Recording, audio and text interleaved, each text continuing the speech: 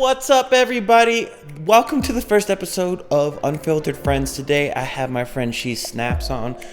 The conversation we had was brilliant. I love when my podcasts go into overtime, which is what happened here. Like, we were only going to talk for like an hour and a half. We ended up talking for longer. If you enjoyed this, make sure you subscribe on the Unfiltered Friends podcast YouTube channel. We are now on Google Play, iTunes, Stitcher, and Spotify. So search Unfiltered Friends there. Give it a rating, all that fun stuff. And I hope you enjoy this conversation.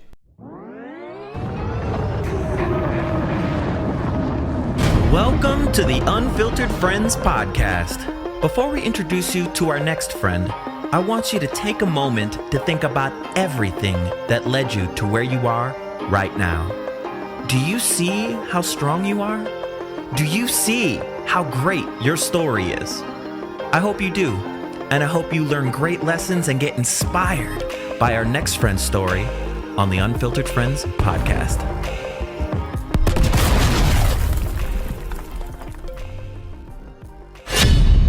Hey everybody, welcome to the Unfiltered Friends podcast. Today we have on SheSnaps. Now, we're calling you SheSnaps for the rest of the stream. I never know whether you can tell people your name or just You can call me Snap Daddy. Snap Daddy? Okay.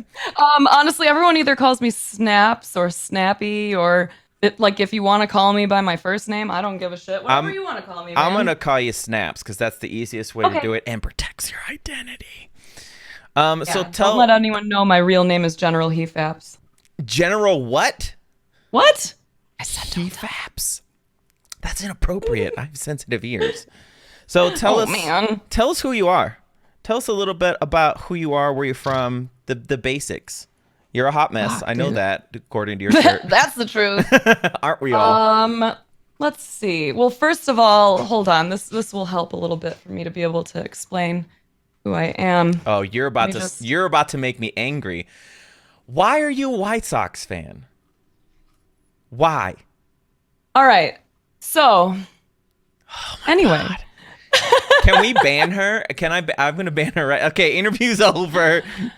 Go Cubs, go. So, I'm Snaps. Okay. I'm about to be 33, which is exciting. Happy birthday. Oh, thanks. I am from Chicago. I live in the northwest suburbs now, and which means you should be a Cubs fan. Honestly, I really don't give a shit about baseball anymore. I really just don't care. Like, honestly, I would go put on a Cubs hat right now. I think I even have some like in this room. I really love fitted hats. I love Chicago, and like this. Look at how crispy this hat is. Like, it's super crispy. This isn't a nice hat. I'm definitely one of those curved bill type people, though. I can't do the flat. I don't know. Look at my face. Depends on the hat for me. Yeah, I can't do it because my face looks. 59.50. I want to have flat bill, but if it's like a dad hat or something. A dad hat? Is that what a curved bill? No, like dad hats are the ones with the they're not snapbacks. They're like buckles on the back. Oh, yes. Okay. Yeah, my dad actually does have that hat. And they're like literally called dad hats now. I didn't even think about that. Yeah, a strap back? No, that's never mind. Yeah. Yeah, no, I mean, it's really interesting being in a city like Chicago your whole life and not being into baseball, considering there's 2 baseball teams. And it's like, I mean, I run marathons every so often, and I ran the Marine Corps Marathon in DC, and it was the year that the Cubs were in the World Series. And they were losing. And I was like, oh, God, I'm in D.C. I could just catch a flight, but they're losing. Like, I don't want to fly back. But you know what? I was like, if they make an amazing comeback, like, I'm going to kick myself for not being there when it happens. So I was actually in Wrigleyville when the Cubs won the World Series. And but I was hobbling through the streets because I had just I ran a marathon and an hour later was on a plane and then landed in Chicago and was there for the... By the way, don't fly an hour after running a marathon. I almost couldn't get out. That does not sound fun. I almost couldn't get out of my seat. Like, my legs were frozen in a sitting position. It was not cute. It would have been really funny, like for us to witness, though. It might have been cuter than you think. Yeah, I mean, I think you can attest.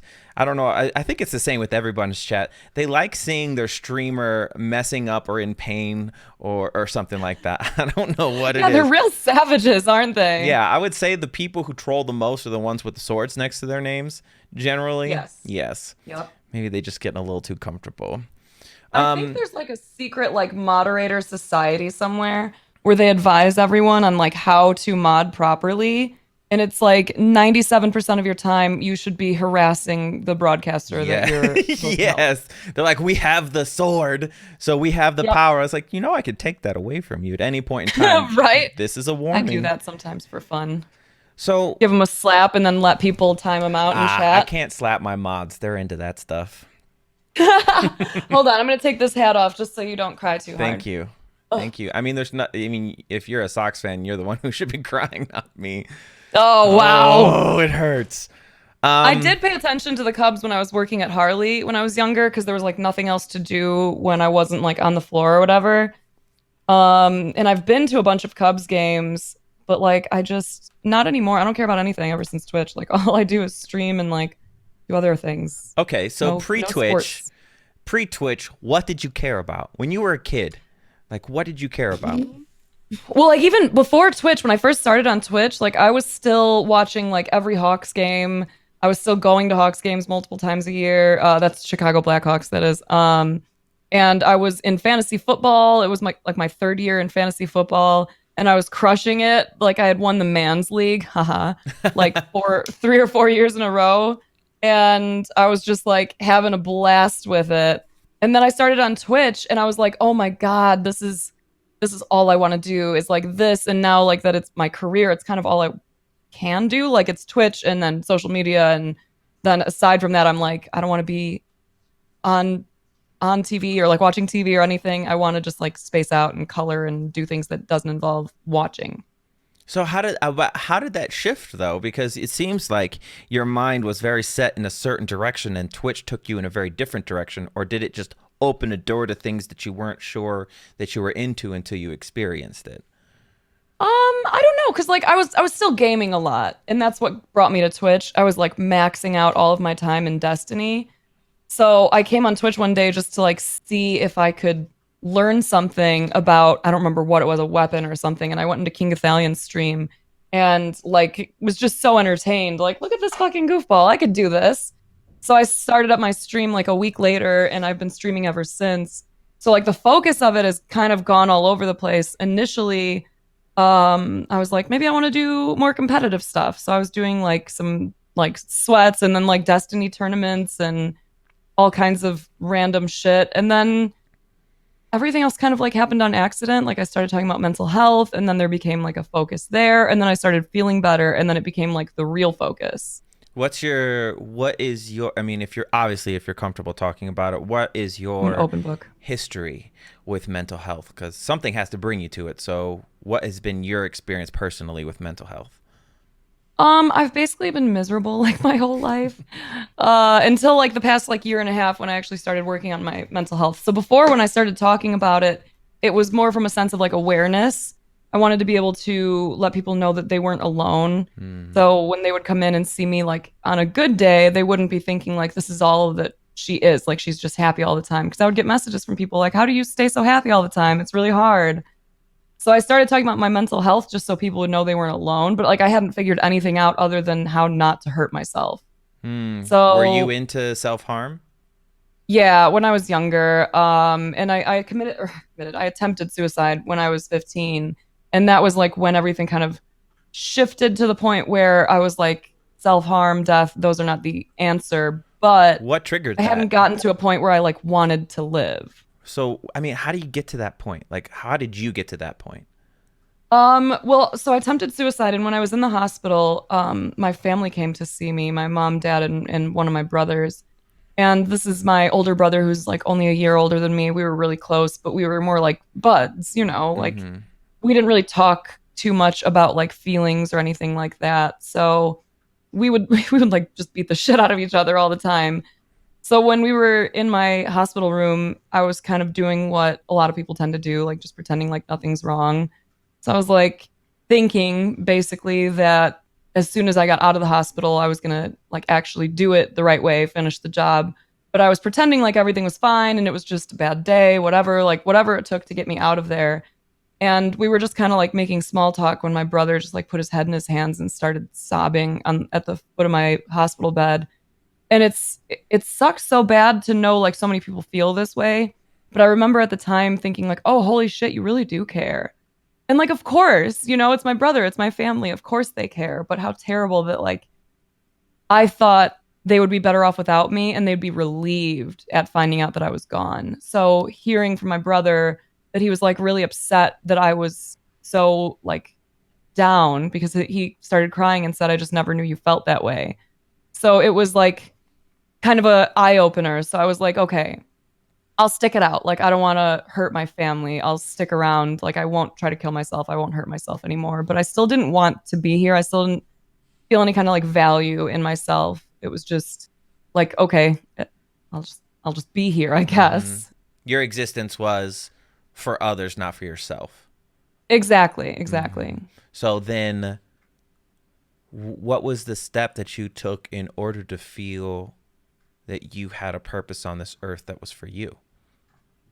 That happened literally last January. Um, Whoa. so well, I Okay, guess you were 15 until last January is when you started yeah. to feel that. How do you hold on for that long just for other people? Well, I think part of it is like my sister died. Hmm. When my older sister died, like having to see my family go through the loss of someone before she hit 25 was like really hard. So the idea of putting my parents through that, like having my mom and dad have to lose another child, like I couldn't do it. And I couldn't leave my brother behind. And I have younger siblings and stuff now too. I have way more older siblings. So it was like, I didn't really want to be here. And if there was ever something that like took me off of this earth, I think I would have been grateful for it up until that point. But it honestly, the craziest shit is Twitch is what changed my life the most.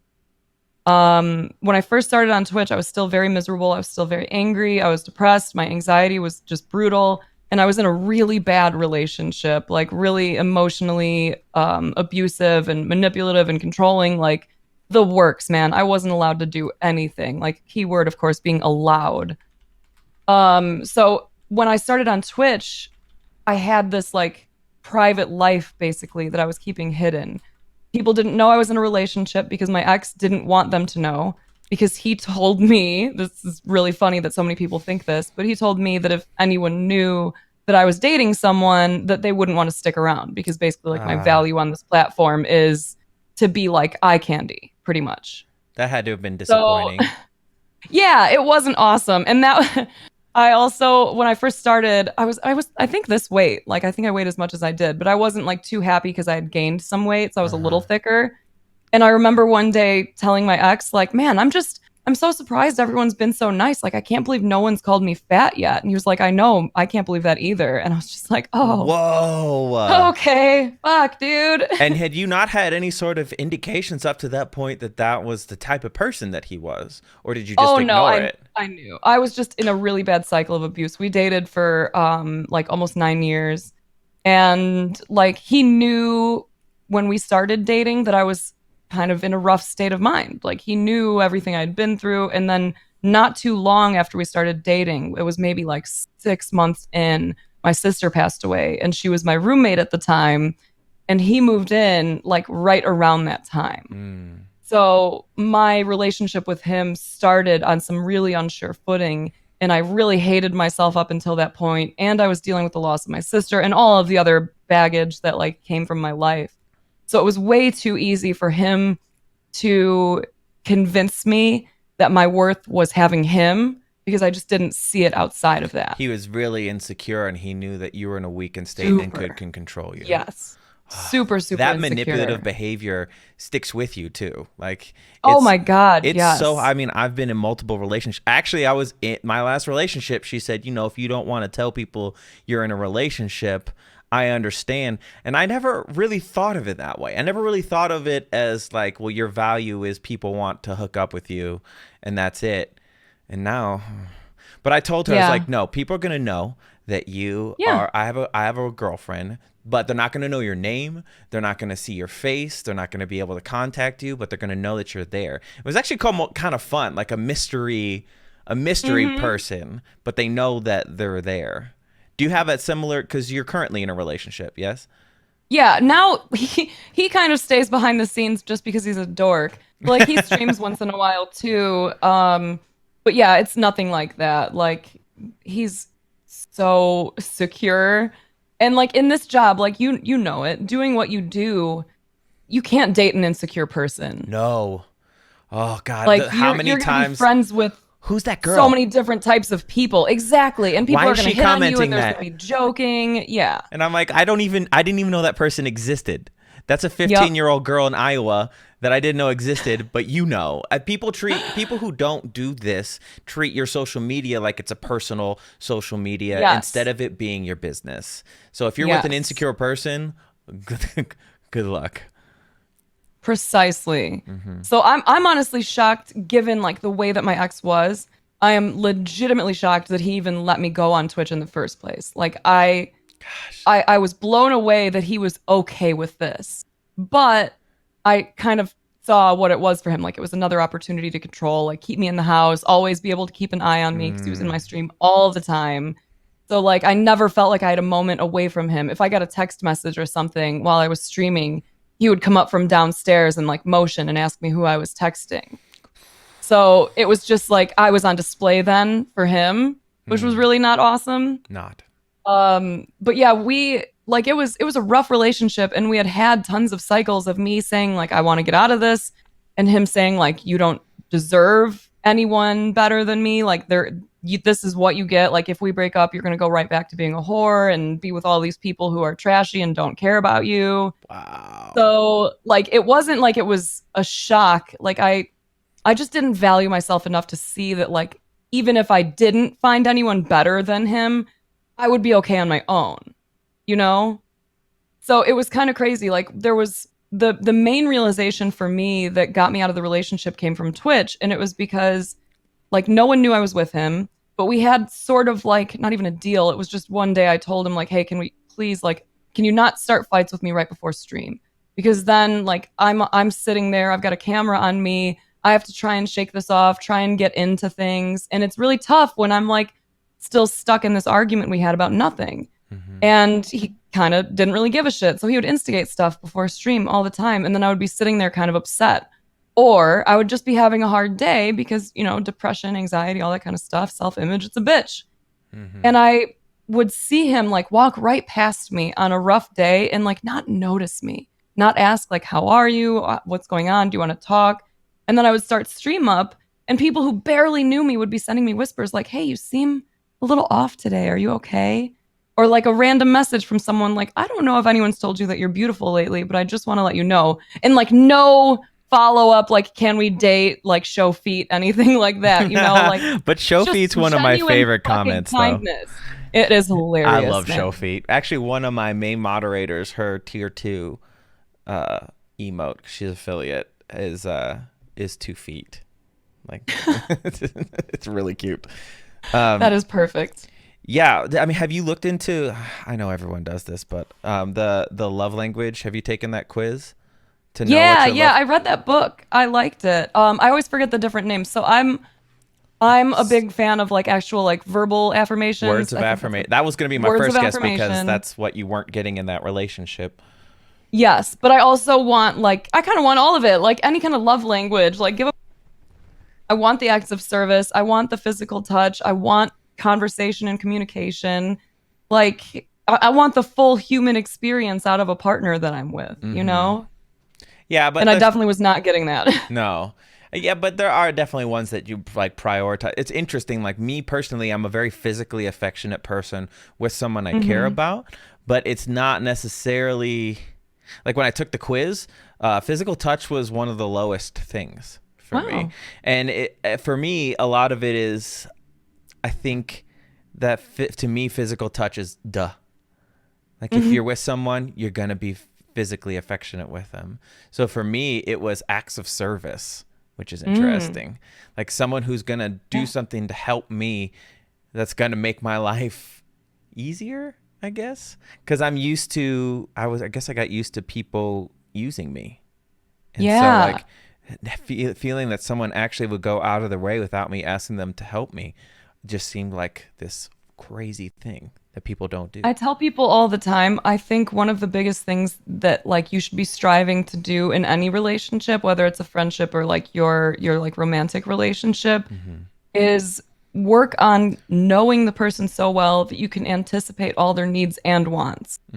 Like, so if you call your girl on your way home and you kind of have that tone in your voice without saying anything, she goes and makes your favorite dessert. You know, it's those Feed me little too. things. Yes. You just hit on that. Feed me. Feed me. I miss Portillo's chocolate cake so much. It's so good. I had a chocolate cake shake like last month, what? and it was just Fight me, okay? I'm tired of you. it was so good. So what was the exact breaking point for that relationship? What was the final hurrah? You know what's crazy is there was no like, that's it, I'm done. It was just a gradual, like after I started on Twitch and I started seeing that like people who barely knew me seemed to care for me in a kinder way than he was, that I was like, fuck, dude. I like you guys a lot, but this shit, like all I wanted to do is stream. I was anxious to get into my office and like feel free to be myself again. And even that was kind of getting trampled on because stream would end or I would go on break sometimes and my ex would be there like, hey, you know, you sounded really dumb when you said this. Make sure that you say it this way sometimes. Or like, hey, let's watch this clip I made earlier. I want to show you how dumb you look when you try and like stretch your neck on stream because it looks really weird. Wow. Like the dumbest shit, man. It's just really interesting that someone who is so controlling would then allow you to go out into the world like that. Because I mean, when you think of stuff like North Korea, they don't even give them access to the internet because then their propaganda stops working. Yeah. What was it then? What was it that made him okay with you? I think honestly that he, you know, obviously, like I don't think anyone's a monster. I don't think that he was a monster. I think that he genuinely did see that there was something here that like I might do well at. And I think he also saw that it was like a safe thing. I don't think that he saw it as like I might someday lose my relationship over this. I think he was like, oh, dope, I can keep even closer tabs on her. Because I wasn't allowed to go to meetups or anything like that. Like, this was it. So just as long as you weren't like physically able to interact, then it was okay.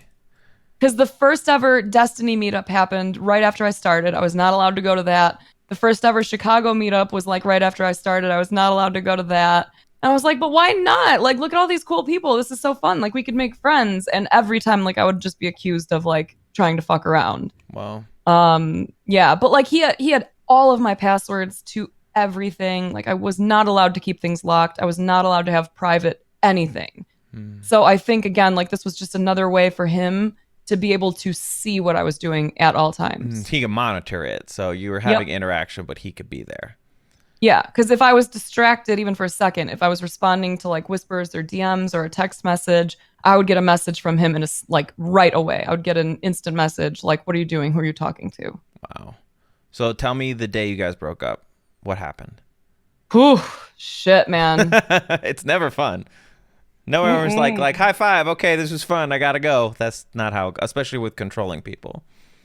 You know what's really weird? This is always a somewhat scary thing for me to discuss. Like from what I understand, my ex doesn't watch or pay attention to any of my things anymore. But it is weird sometimes to like talk about it, even though no one knows who he is because we didn't announce that we were dating or anything. It's still like, oh, what if he sees this? But that's PTSD. Like, yeah, and oh my gosh, the way that impacted my current relationship, like it is really hard to break habits of like feeling like you're not in control of anything and feeling like everything is a setup, you know? Yes, I do. Like if my boyfriend asks me who I'm talking to, it's from a position of curiosity, but my immediate mind is like, oh my God, he's about to accuse me of something. He's going to get upset. He's mad at me. And I'm like, okay, talk yourself down. This is not what this is. Like totally different people. So the day I finally broke up with him, it was like I had decided a week before to break up with him. And then he wound up getting himself hospitalized for the dumbest shit ever. And he really played up the pity card very hard. Can we So know what he that thing basically, was? yeah, he got himself overly dehydrated from smoking too many dabs. And when I told him to fucking hydrate, he didn't. And if you weren't aware, if you get dehydrated, it can cause like really bad tummy pains and like all kinds of other issues. Mm-hmm. So he was feeling like shit. I had to take him to the fucking hospital, and they were like, okay, so you're dehydrated. This is, I forget what they call it, but it's basically like a fancy word for you have a tummy ache. Like, hydrate yourself and you'll be fine.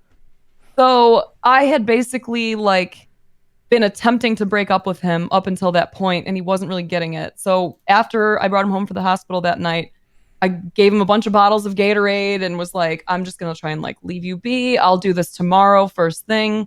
And the next day, like he was still playing the pity card. So I just had to sit him down, and like he still hadn't drank any of the Gatorade either. Like all of it was still sitting there, and he was still just, it was dumb. Yes. So I basically told him, like, I'm done. I'm done. I can't do this anymore. I'm not happy. In fact, I am miserable. I don't feel like myself. Like, I am ready to be on my own now. Like, I cannot do this anymore. Mm-hmm. And he freaked the fuck out. And like from someone who I was used to seeing lash out, like this one had me like a little more scared than usual. Cause like he had never been physically abusive, but he was certainly intimidating because he was a lot bigger than I was. So like if we were having an argument or something and I would run upstairs and like try and get away from him, if I went into the bedroom or the bathroom and locked the door, like he would be banging on it, or he would go and get like something to unlock it. And like he wouldn't give me space if I needed it. So when I finally like made it clear that I was done, he just like screamed and shouted and threw stuff and like had a full-on meltdown and started telling me that like I'm the reason why he has nothing and he gave up everything for me, and it was this whole fucking thing. And then he like when he saw that I was like staying firm in it and that I was done, then he calmed down and like went into pity mode again and was like, well, can I at least stay here until I'm feeling better? Can I at least stay here until I recover, because I'm really sick right now? Bargaining.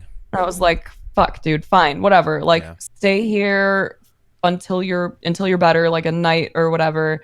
And then he stayed another like 2 nights, but was almost acting like he thought we still had a chance.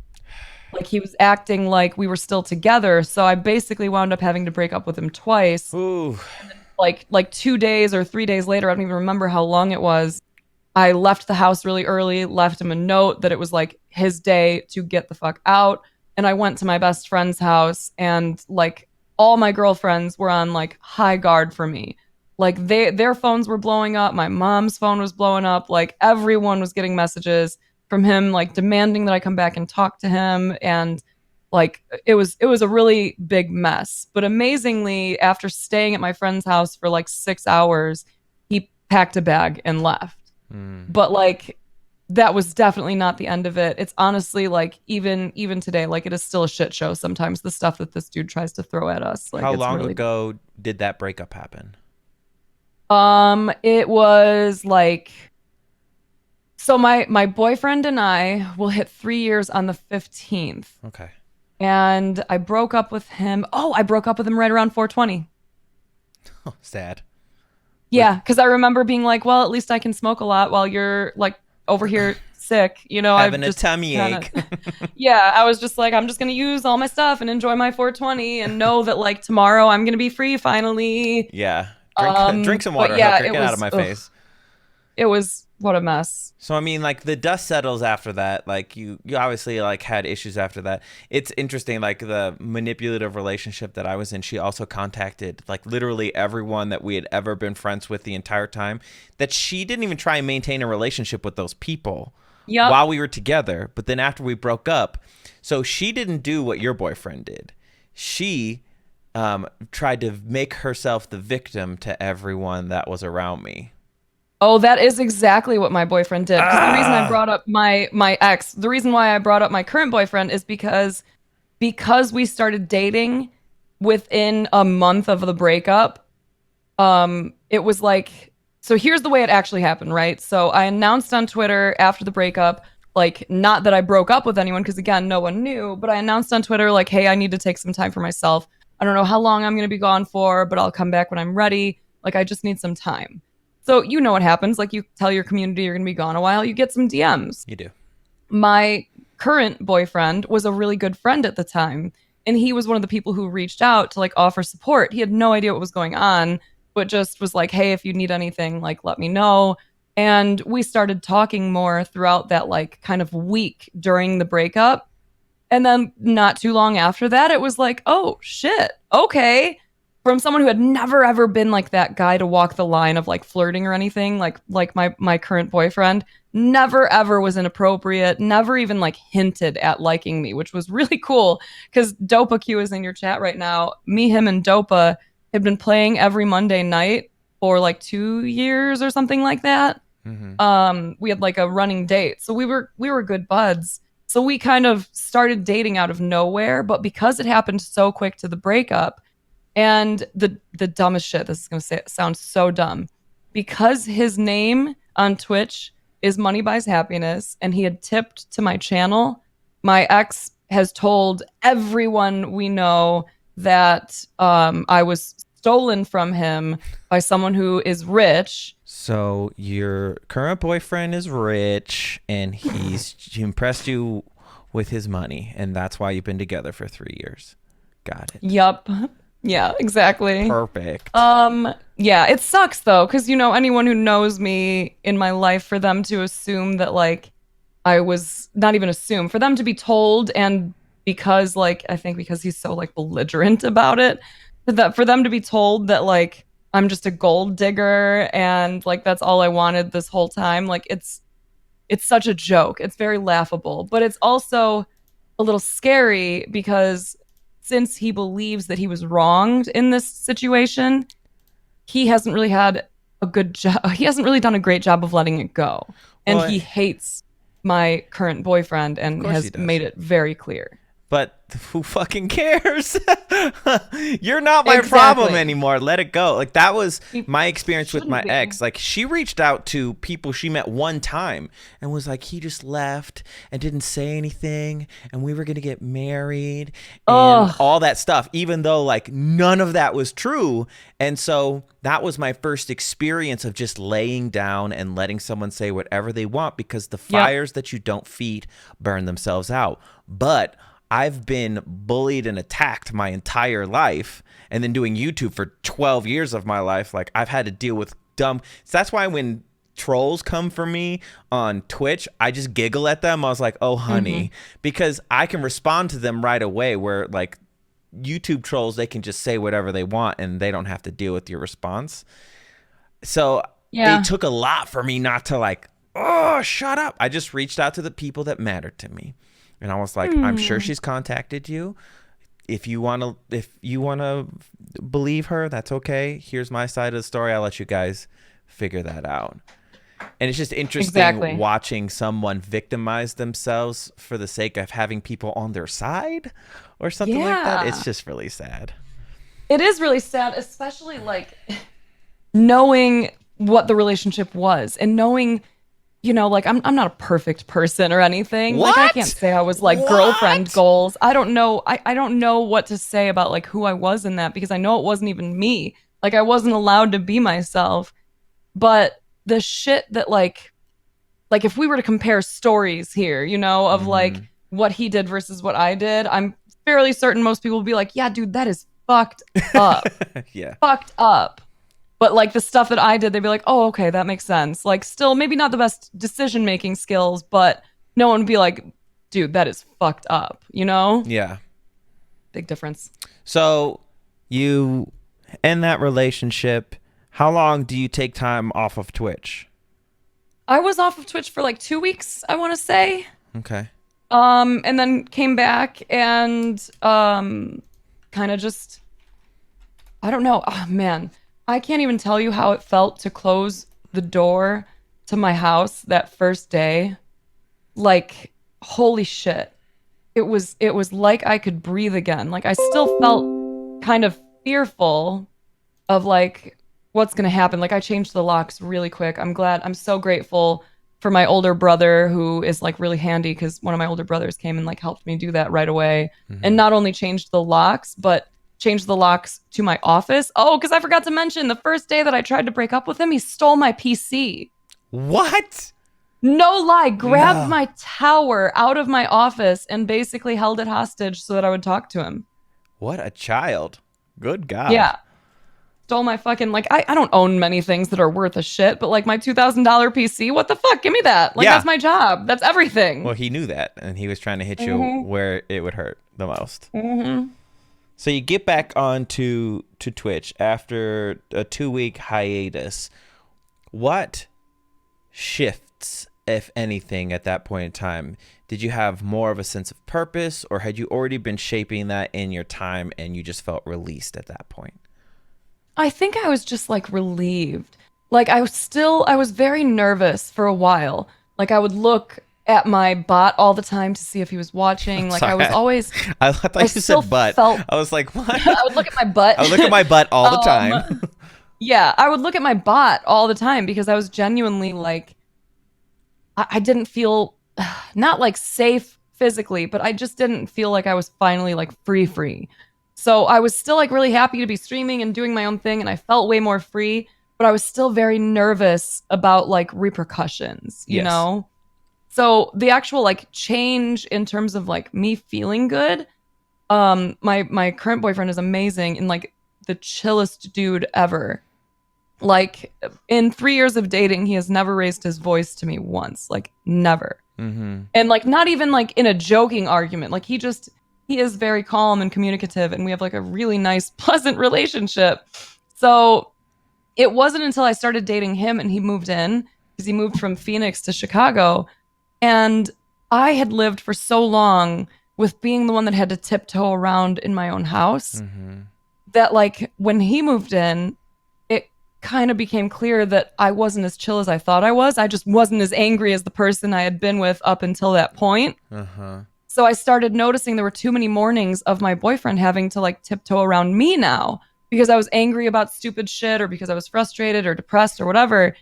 And I was like, this isn't fair. Like, you're very even keel and I am just like fucking your shit up. Like, you shouldn't have to wake up in the morning and not know if you're going to get a smile from me or if you're going to get a scowl, even though it was never directed at him, you know? Yeah. So I basically realized I needed to calm my shit down. And he has been into like meditation and mindfulness and stuff for a long time. So he introduced me to meditation, and that was like my gateway drug to feeling so much better because it made me want to do so many more things that were amazing. So how does someone get, because you hear about meditation all the time, how do you get started with it? I mean, like when I just recently got involved with meditation, and I started using Headspace with guided meditation, and that's been really nice. But how did you guys get started together when you were doing your meditations? You know, I think I forget how it even was referred to. Like I can't remember the first time I sat and meditated either. Like it just feels like it's been a part of my life for so long now. Okay, so but I knew that like the goal of it was to focus on my breathing. So that's pretty much all I've been doing.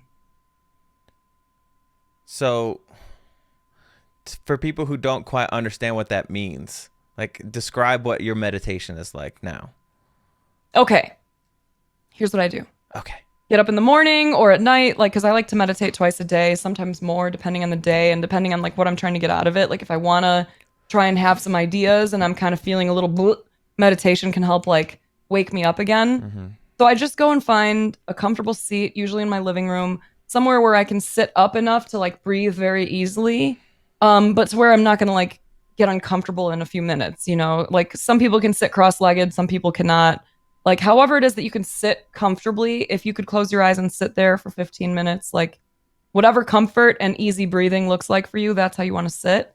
And then I just close my eyes. I like to listen to like really chill, peaceful music, like ocean noises or like rain or very, very like light, like ambient kind of music. Otherwise, just total silence. And I just sit there and for 15 minutes, I set a little timer on my watch. For 15 minutes, I just think about breathing in and breathing out. As I breathe in, I'm thinking breathe in. As I breathe out, I'm thinking breathe out. And I just kind of pay attention to my breath. So that's like the goal of it.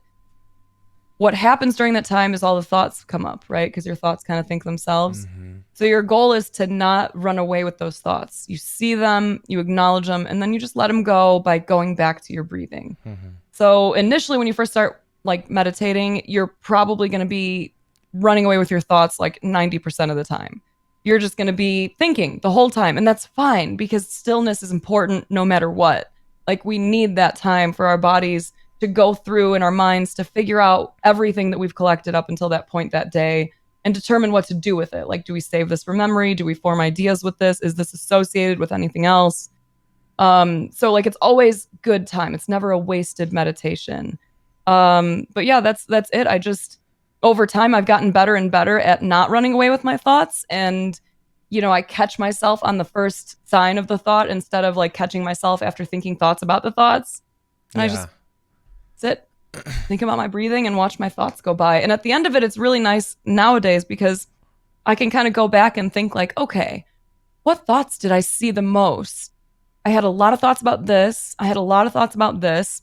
What does that tell me? Like, what can I learn from that? And like one of the revelations I had last year is that like teaching is something that I really enjoy doing because like a ton of my thoughts when I sit and give myself time to breathe, a ton of my thoughts are, how do I explain to the community how to do this thing that can help them feel better? Like I'm always looking for new analogies. I'm always looking for new examples, new stories, any way to give an example to a point of like, here's a way you can feel better. Mm-hmm. So like, it's man, it's just such a gift, dude. Like meditation is amazing. And I'm glad that you use the app. A lot of people really like those apps. It's, yeah, especially I'm someone who, I think a lot of people overthink what meditation is.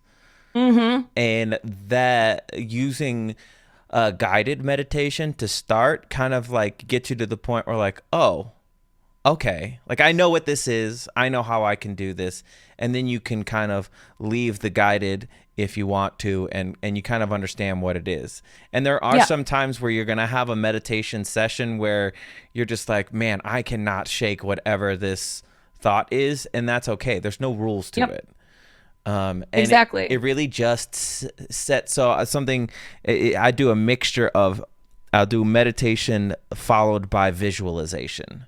Nice. And so like what you're seeing right now, what you see, like this whole world, which by the way, Alan Starkeeper created a lot of my graphics, including this thing this layout or whatever. I like it. I was trying to visualize what exactly my podcast would be and what it would be about. And so, but in order for me to get to the point where I could visualize that, I had to clear my mind of all the other bullshit. There's always so much going on in your life. And like, I moved here from Los Angeles 6 months ago, so I'm still pretty new to Denver.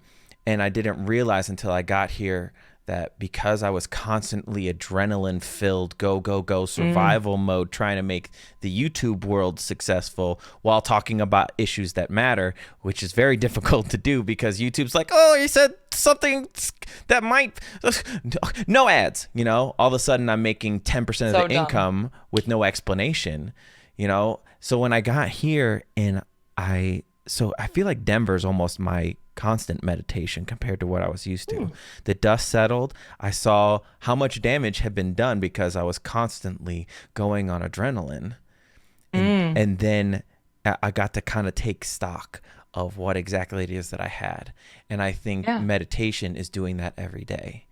Yes. So take stock of what you have, center your feelings, and then from there, visualize where you want to be.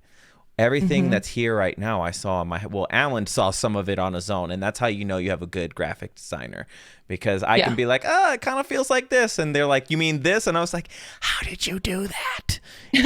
You're a wizard. You're a wizard. And it was wonderful, but taking that time to really like center your brain is so important. I tell people that all the time. It's crazy how many people just take in information all day, and then they go and like the first time that they put a phone down or get away from their TV is when they go to sleep. And they're like, I don't understand. I can't sleep. My thoughts are all racing. Like, yeah, because you haven't given them any time today. Mm-hmm. Like, instead of allowing them to think, you're just jamming more and more shit on their plate. Like, here, just pay attention to this now. Now pay attention to this. Now take in this information. Now talk to this person. Mm-hmm. Like, you gotta, stillness is fucking key, man. Take some time and just think. And then a lot of that social media stuff is people dumping their shit onto you. And then you have your shit and you have their shit and you sync. Yep. Give yourself a chance. Like, I have it. So I purposely now, I used to stream 5 days a week. I would stream Monday through Thursday and Saturday. And now I only stream Monday through Thursday because Fridays, and I stream Thursday at noon instead of at 5 like when I normally do, because Thursday afternoon through Monday afternoon is my time to go out and get inspired and to bring things back to my community, as well as my own mental well-being. Like, I have scheduled hikes, you know, and when I go on those hikes, unless I feel like I need to document. And that's always the struggle with doing social media full time, is like, do I experience this or do I document it, and finding the balance between it, you know? Oh, it's so tough to balance. But sometimes I just put my phone in a drawer and I don't look at it until I come back. And those are some of the most satisfying days. Yes, I would have loved to have shared what I was going through, but I'm going to burn. I was in bed for 13 hours last night, because I was doing too many things, to the point where anyone who was in my stream last night saw that I was feeling full body sick. And really, I was just full body exhausted, because you got to take a break or you're going to lose your mind. Yes. I started taking weekends off. I streamed for like 3 years, I think, before I took my first like 1 day off. What? You're a beast.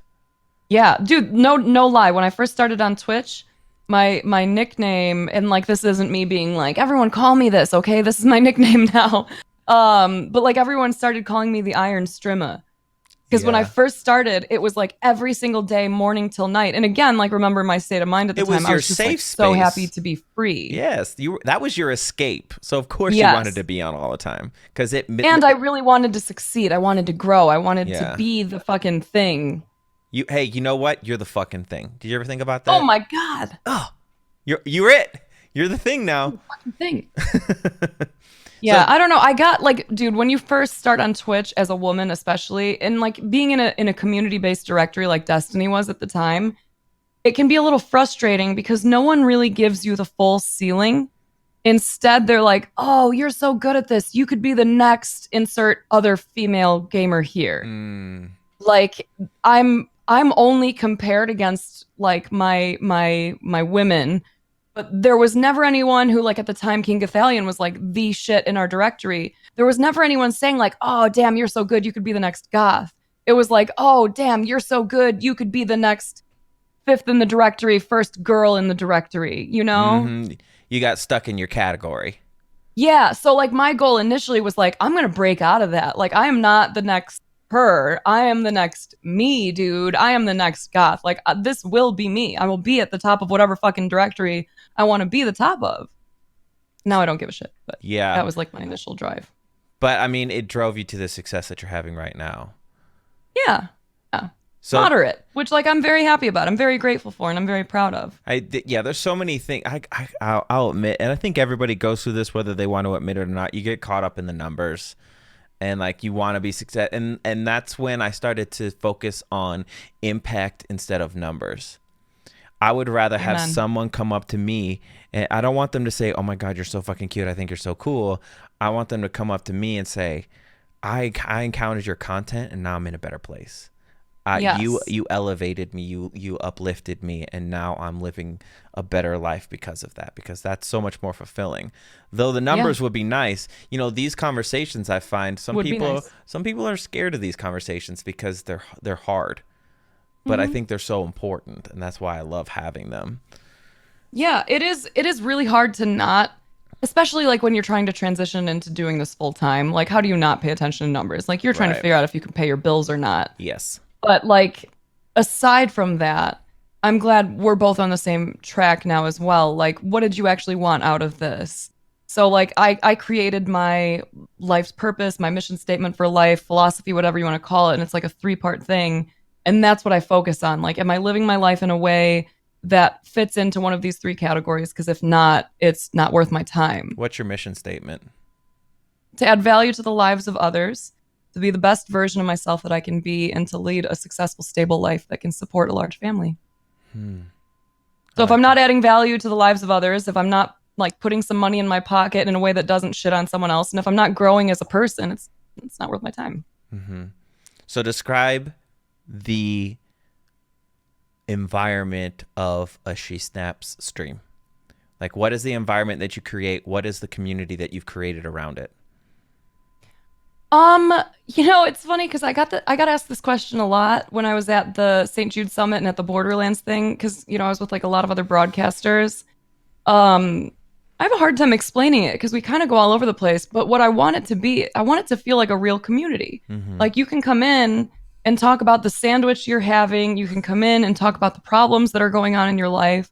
Or you can come in and ask stupid questions. Like today we had a conversation switch from discussion of the concept of growers versus showers that very quickly shifted into conversations about like anxiety and mindfulness and stuff. Like really, it is all over the place. We could be talking about something really disgusting and vulgar, and then like 2 seconds later, someone comes in with a question and is like, how do I handle this? What can I do to start feeling better? And we're like, okay, let's get to that now. That's exactly what you're describing happens in here. We have a command that says squirrel, because we exactly. we squirrel everywhere, and you just kind of let the conversation flow where it will be.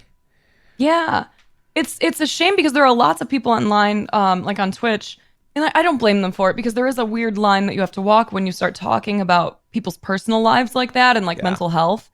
But there are so many people who you can't go into their stream and say like, depression's kicking my ass today. Like I'm having a really hard day. Because you'll be met with a bunch of people. Don't bring down the chat. Don't talk about that. That's, wow, what a bummer. Way to kill the mood.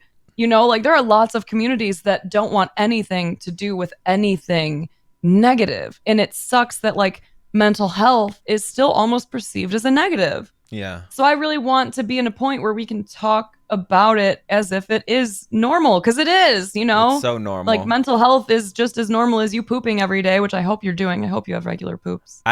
We talk about a solid BM all the time. Like Enzo, I'm sure your dog's having a solid BM sometimes too. Legitimately, if I don't go get him right now, he might try to solid BM in my basement. Okay, so we don't want the BM in the basement. BRB. What kind of dog do you have? This little bitch behind me. Let's see if you can see him. Oh, you can see the top of his head there. Hey, what's up, dude? That's Enzo, the top of Enzo's head. Uh-huh. He's an Italian Mastiff or Cane Corso. There's pictures of him all over my interwebs. Yeah, I ended up making just another Instagram for my dog so that I could post as many photos as I want. So smart, man. It's smart. My last dog. Oh, so the paw print that you see next to people's names who subscribed, that was my dog Wrigley. She passed away. So, and I have her paw print tattooed on my arm. She actually led me to this platform. Unfortunately, she was hit by a car and died in front of me, and it really made me shift my focus. It's interesting how trauma or dramatic experiences like that are usually what shapes success. And I had after she died, I wanted to have a productive mental breakdown over it, because I'd never lost anyone close to me. So that was like my first experience with it, and it was done in such a dramatic way. That's her face that people are typing in chat. See. And I named her after Wrigley Field. And my dog Clark is Addison and Clark. So if I got to go, I like it. I'm sticking with the theme. So I organized a road trip, and I hopped in the car and I went to 34 cities. I drove 12,000 miles by myself over a course of 3 months. And all those hours, I don't think people understand how much open space we have in this country. Especially in the Northwest and the Midwest, like around like Kansas, there's nothing. So you have hours and hours of driving to just really, that was my meditation, was all those hours on the road. And I was like, what do I want to do? And I was like, I love interacting with people. I love teaching people. I hate editing. What can I do? And that's when live streaming came up. I could have done YouTube, but why would I continue to work on a platform that keeps screwing me over as a creator? So that's how I ended up on Twitch, was from my dog dying. It's really interesting. I'm in the process of writing a book called Live Like a Dog, a lesson from Wrigley. And it's basically about that's nice. living in the moment, because that's what dogs do. They live in the moment. And, you know, I took for granted that I thought I was going to have 10 years. And I actually said 20 minutes before she died, I said, I know she's only 9 months old, but I'm dreading the day that she dies. And it was 20 minutes later. It's really, really trippy how that happens. But I decided that I was going to turn my pain into purpose, and I have ever since, and it's been wonderful. But this interview is about you. I apologize. I went on a little rant there. It's Unfiltered Friends, right? It doesn't have to be an interview. True. I thought it was just a conversation. It is a conversation. That's why when people get nervous, I'm like, we're just going to talk. You know how we're talking right now? We're going to do that, but there's going to be a handful of people watching. Because I don't like there's someone I think she's still in chat. I did a long interview with her, and I almost wish I had been less prepared for that interview, because I felt like I led the conversation more than I normally would have. Like, I try and keep it like on track to a certain point, but I felt like I would rather not know much and just trust where the conversation goes. Kind of like we're talking about. Yeah, there's like a base level of research, because you don't want to be a dick and like talk about something that like might hurt them. Yeah. You know, but then like past that, I agree. Like for my podcast, same thing. Like if I'm interviewing someone, I just want to talk. It is all about conversation, and we'll just see where it goes. Because like if you've ever been interviewed by anyone we just watched a TED Talk on communication and interviewing earlier today, and we literally just had this conversation. So it's kind of funny how it works out. Mm-hmm. But if you've ever been interviewed by anyone who like had their questions ready, it tends to be kind of an unpleasant interview. Not like the worst. It's just not organic. It's not as like, it's not as free, because a lot of times as they're like waiting for you to wrap up, they're not thinking about how to interact with your answer. They're thinking, okay, now it's time to ask the next question. Yeah. So like there was a lot of kind of like dead air. Yeah. Yeah, you got to be careful with that. You want to be interacting. You want to have an idea of where you're going. That's why people don't quite understand that interviewing is 100% a skill that you develop. Like I used to do red carpet interviews.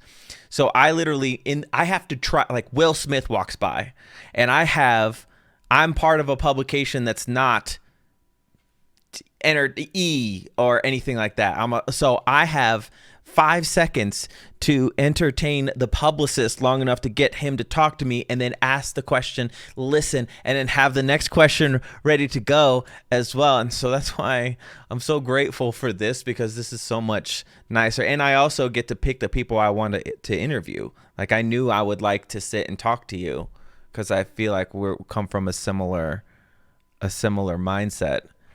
So, I hope. Are we going to see each other anywhere this year? Well, I was going to ask you when the next Chicago Twitch meetup is. It's next weekend. Damn it. Because I've been talking to that Brandon guy who's come into chat a handful of times. I love Brandon. I was supposed to be, it was looking like I was going to go back this week, because my grandma has decided she doesn't want to live anymore. So that's fun. Yikes. But my family's in Crystal Lake, so Northwest Burbs. Oh, yeah. I think we talked about that once. So I'm going to be home. It's just like when I come home for Christmas, it's hard because that's family time. And then any other time I've been home is because someone's in the hospital or someone's dying. So I'd like to just come back, and it would be cool to meet you in person. Are you going to TwitchCon? Hopefully. Okay. That's definitely one of the goals for this year. We'll see, because I'm launching mindfulness retreats soon, and I don't know if I'll be able to get the first one scheduled for this year or not. So depending on if I'm going to be traveling for that, like that's going to kind of determine whether TwitchCon is feasible or not. Okay. Mm-hmm. We'll figure it out. You're not that far from where my family is. You should go to Guardian Con, dude. What's Guardian Con? It's like the most inclusive event. It's so fun. It's so chill. And this year, there's going to be a lot more focus on like mental health and mindfulness. And I honestly, if you were to go, I could use you on a panel I'm working on. Guardian Con. That's always been it's in Orlando in July. That's always been my struggle with Twitch is I play games, but I'm not a gamer. I was never like heavily involved with games. So let's see. Orlando, raise money for St. Jude's. It's a really chill event, and like there are plenty of people who go now that aren't really gamers. Like it started out as a Destiny thing and it's blown up, and now it's everything. Like I'm talking again on mental health this year. Okay. They're really trying to bring in lots of different games and lots of different things and activities. But like above all else, it is a very unique con, because like when you go to TwitchCon, it's massive and everyone kind of breaks off into their own like almost Yeah. directory based groups. Yeah, that's kind of how. Everyone tries to like stay together. Yeah. Yeah, that's why I'm kind of enjoying Twitch as it is now, because I've been on YouTube since 2006, and so Wow. I've been able to watch YouTube.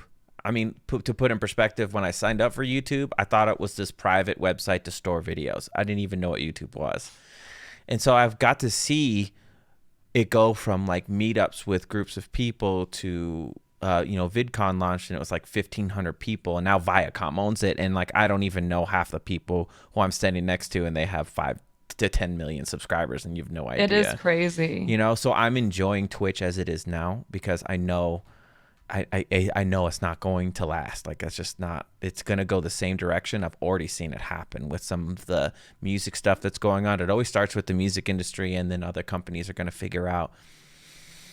People are making a bunch of money over here, and they're gonna.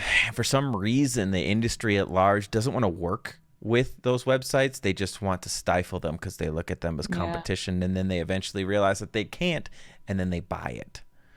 And so I love, so I'd be interested, especially because they're raising money for St. Jude's. We can talk off stream, and I love speaking on panels, especially about mental health, because I feel like that's one of the reasons that people are, especially men, like women are encouraged to speak about, well, women are it's more acceptable for women to speak about they're not discouraged the way that men are. We don't get the man up talk. Right. So I'm actually in the process of, I just joined a men's group in Denver. Nice. And I'm in the process of helping organize men's retreats. They just got back from one, and it's honestly guys just hanging out, doing activities and talking about their feelings and crying. And I think it's really sad that we have to separate men from society and have them only be around other men in order for them to be able to speak about their feelings. But I think the more we talk about mental health, the less of the stigma is attached to it. Yes. And that goes back to what we were talking about, like why it's an open conversation topic in both of our streams. Because it needs to be. And especially in this space where, we have young gamers idolizing everyone they see. Mm-hmm. Like it scares me when like game releases happen and I see some of my friends and like some of my content creator friends that are like posting pictures of the refrigerators, like, well, this game's dropping, not going to be leaving the house for a while. And you see their fridge and cabinets and it's just like crap. Yeah. It's like nonstop Red Bull and like Pop-Tarts and just overly processed like garbage foods. And then they're like, can't wait to grind, man. I'm going to be streaming all day, all night for a week. Then I'll do 24-hour stream after 24-hour stream. And it's like, fuck, dude, we are really painting a bad picture of what it is to like have our jobs. And this is a cool ass job. Everyone wants it. So like to make it seem like the way to get ahead is to kind of treat your body like shit and treat your mind like shit is like really scary to me. Mm-hmm. Grind it out, and you see a lot of people raging, Yeah. So what do you do? Because I honestly, like, I medicate with food. I always have. I have major body image issues as well. About 2 weeks ago, I was like, I can't do this anymore. I feel like garbage all the time. I was looking at the short-term feeling of that sugar rush or shitty food rush, followed by feeling even worse about myself at the end. So it was like I would spike up, and then my plateau would be lower than the last plateau. And I got to a point where it's like, I can't get any lower. I just feel awful about myself all the time. And I really just started, all I basically did was start cooking more. Yeah, it's nice. Because you know what, like, this is something someone, I think it was like a bodybuilder was talking about. Say you love pie, you love apple pie. If you can't live without apple pie, bake it yourself. Because you know what's going to go into it. There are so many things in the foods that you buy that you can't even pronounce it. And they're just trying to make you more addicted to that food. Yep. Whereas at least when you cook it yourself, you know what's going into your body. We don't even know what's going into our own bodies. And the second I started to cook for myself, I cut out a lot of bread because of the sugar.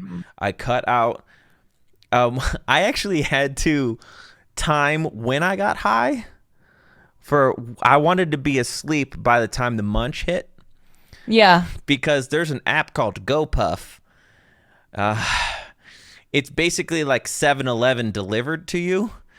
Oh my Lord, that's not a good app. Delete that app right now. It's not a good app. It's wonderful on cheat day, but on the rest of the week, it's hell. But it is amazing how much what you put into your body affects the way that you feel and think. I have been so much more productive, and I lost like 7 pounds, like almost immediately, because my body was like, oh, we can actually use this stuff. Okay, let's start working again. What do you do to, like, how important is it to you to put the proper fuel into your body, and how does that affect your mental capacity? Oh, so important. That was one of the first things I was like kind of shocked by. So like in January last January when I started meditating, I also started fasting around the same time. So I do intermittent fasting. And it's been like a year and a half now. And that, like, keto years ago made me start looking more at like labels and thinking like, ooh, well, maybe I don't need that. Maybe I don't want that. Maybe I can find like a substitute that's not as bad. But fasting really has like changed my relationship with food in an even better way. Because now I'm not thinking, like, I'm not bored throughout the day thinking, what should I snack on?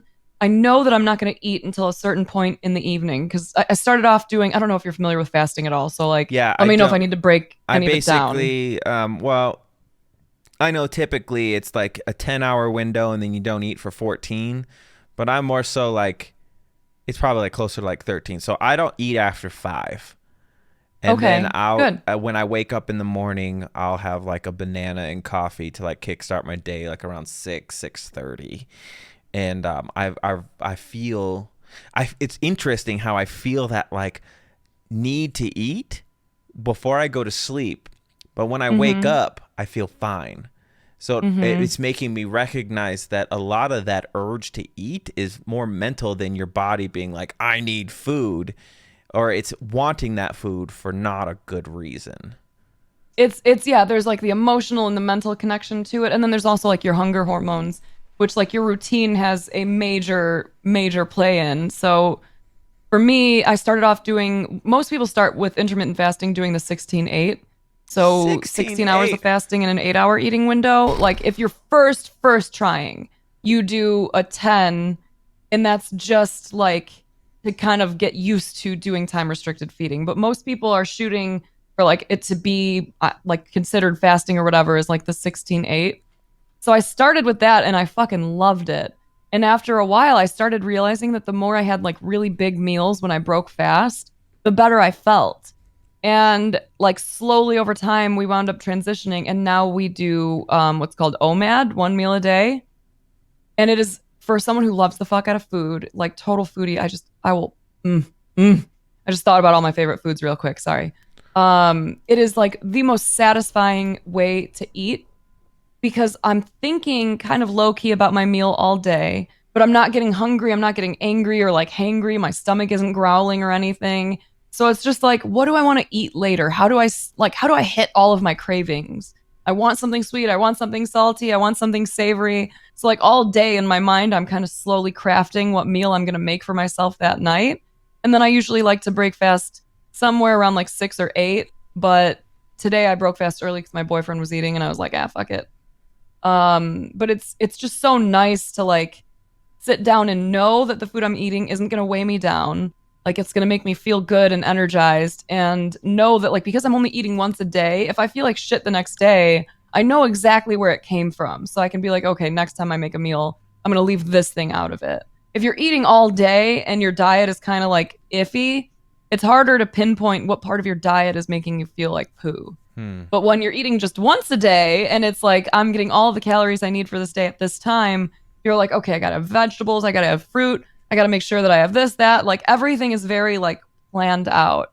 So like my diet is really important to me because I love feeling good. I love not like having my stomach be angry at me. And I love the focus that comes from like an not upset tummy. You eat one meal? Yeah. Okay, help me understand because I'm struggling. How do you eat only one meal and how is that healthy? Well, the goal is to get all of your calories. So, like, I will sit down and have, like, this is not necessarily the healthiest meal, but it kind of explains, I guess, like the quantity that I'm going for. So, if we're shooting for, like a nice big meal, I might sit down and have like 4 or 5 eggs plus bacon plus some wheat toast. I'm probably going to have some fruit on the side of that. So, like, if you were to balance that meal out throughout like a bunch of small meals throughout the day, even like it totally clicks. It makes sense. Like I never feel weak or shitty the next day. I make sure I have like a very hearty, like very satisfying and like nutritious meal. It is Mm. like eating a buffet. Yeah, in a very like it makes you feel almost gluttonous except that you don't feel like shit after you eat all the food, which is my favorite part. Like to sit down and see so many things in front of me and be like I can guilt-free eat all of this. Very fucking satisfying. And you've noticed changes in your body from that? Yeah, well, like fasting in general is known or at least is reported to help with like kind of balancing out your body. It helps with your cellular like regeneration and stuff, and it helps with your focus. Hmm. And just like habitually, I notice because I know I'm not going to eat until later, I don't wander into my kitchen when I'm starting to feel a little bored and just like eyeball fuck my cabinets or my refrigerator. Like you will never find me in my kitchen anymore, just like opening it and staring inside, like, it's very intentional now. Super, super intentional. I don't snack on crap anymore, like almost ever, because I don't have a need to have it in the house. Like I plan out my meals so like excitedly that like sometimes we just go shopping day of. It's like we have way more fresh food in the house now. We're actually eating all of the things in here. We're not like going grocery shopping and just buying tons of junk to fill the house in case we get hungry. Mm-hmm. We are planning out our meals like very deliberately. And it's just, ugh. How do I you feel so much better. I have IBS in my stomach. I haven't had any issues since I started fasting. Like I sleep better at night because I'm not digesting during the day. Instead, I'm digesting usually later in the evening. Like it just really ties in with being able to stay busy all day, feel energized, and feel good after my meals. when do you have that one meal? Usually between 6 and 8 at night. Interesting. And But like there are plenty of days where it kind of varies. There are plenty of days where I'll just do like a 16/8 kind of fast, like if I'm traveling and I'm eating out with friends or something. Because fasting is not something where you have to stay strict because you're not doing it necessarily for like weight loss, though that is a lot of times a benefit of it. You're doing it more just for overall health. So it just feels so much better. I'm gonna have to do some research on that. I mean, I I'll get gladly it. talk to you offline about it Yeah, too. I get it, but it's also like one of the struggles that I have is like I'm a distance runner and I lift pretty heavy and stuff like that, and like making sure that I'm fueling those workouts properly so that I can recover properly is a concern for me. So I just wonder like how you I calculate know all that some stuff. weightlifters. I know people who do still get gains doing fasting. Like it's pretty popular. I I'm just pretty want sure Joe gains, Rogan bro. is I just still want doing it. gains. Yeah. Like I know Joe Rogan was doing I think the 16/8, But I want to say he was talking about doing OMAD as well, and a lot of like the fighters do OMAD too. I know tons of people who do it and still get gains. But if you personally like tend to feel better not just having one meal, like you can still get gains doing like your 16-8 because you just skip breakfast then. You know, even that banana, you're avoiding that until noon or 2 or whatever. Like, you know, that's not when you factor in sleep to your fasting time, it's not too long you have to wait to abide by a 16-8. Interesting. Yeah, I mean, I'm already doing the fasting, but more like 10, 12 or 12, 12 or 10, 10 14, 12, 12. I don't know. But even just that adjustment, because I was eating like really, really bad, is a move in the right direction. Oh, someone in chat is talking about how it helped with pain, and it's definitely known to help with inflammation. Yeah. So, let's get back to you. And oh my God, me! Yeah. Pay attention to me. Yeah, you seem very attention seeking. So, my dog is. He just whined as soon as I said pay attention to me. Capone in the other room was like, So you balance your relationship with Twitch very well. He seems to be kind of like a part of what it is that you do. Okay, a question, and I always ask streamers this: when you're not feeling up to snuff, if you're having like a rough day, do you find that it is better for you to call off stream or to stream and it'll make you feel better? This is gonna be long-winded, probably. I don't like to rely on anything other than myself to make me feel better. If it's Twitch, if it's gaming, if it's weed, alcohol, whatever it is, like I take full responsibility for my emotional state and my physical state. So like if I'm having a rough day, I very rarely, I think, am looking for something external to fix it. My first thought is, I feel like shit. How do I fix this? Like, let me change my state of mind now. What are some things I know that I can do that can help me to feel better? What are some things I can do that can help me to like, you know, kind of recenter myself? Because I don't want to stream and like rely on my stream to fix me. I want to fix me and then go have a nice stream. So what do you do? Capone. Of course your dog's name is Capone. Of course it is. Capone and Enzo, my little babies. So what do you do? Like, what do you do to recenter yourself? Besides meditation, it depends on what it is. Meditation is usually one of the first go-tos, but I spend a lot of time just kind of in silence thinking, usually like really peaceful, soothing music, but I'll just sit and think, okay, what am I feeling? Where is it coming from? Why am I feeling that way? Is this logical? Like, does this make sense? Is there something that maybe I'm overreacting to? Is there an expectation that I set but didn't communicate? You know, I try to dissect the feelings. And the nice thing about like practicing mindfulness so almost religiously is you get so much more visibility into your emotional state and your feelings that you see the stuff coming. It's like, I can't tell you the last time I was angry. Instead, it's like I notice angry thoughts and then I shut them down quickly. And same thing with like my anxiety and even depression. Like I see the thoughts coming in so early on that my first thought is like, okay, let's correct those. There are some days where I don't catch them in time and I start to feel the physical manifestation of those thoughts and emotions. And then my immediate thought is like, okay, how do I change this? Like I've got to physically shake out my body. I'm going to take 3 really deep breaths. I'm going to stretch. I'm going to look around at things that are colorful and beautiful. I like to practice gratitude verbally whenever possible. So I'll walk around my house and I'll like touch my things and tell my things that I'm thankful for them, which sounds really silly. I understand. It's not silly at all. But it actually feels amazing. So anything like I have a long list of things that I know bring me joy, a long list of things that help me to stay feeling good. So any number of those things, depending on how bad it is that day, you know, it might be just I see those thoughts coming in. I disagree. I am not angry about this. I have no reason to be angry about this. I feel good. And then I use some affirmations to tell myself who I am and how I feel. Otherwise, like if it is something where it's kind of like taking over, then whatever it takes to get that to go away, meditation, exercise, quiet walk, anything. Like there's such a long list of things I can do to help myself feel better. So you have that list of things because like what you're describing is thinking logically about an emotion.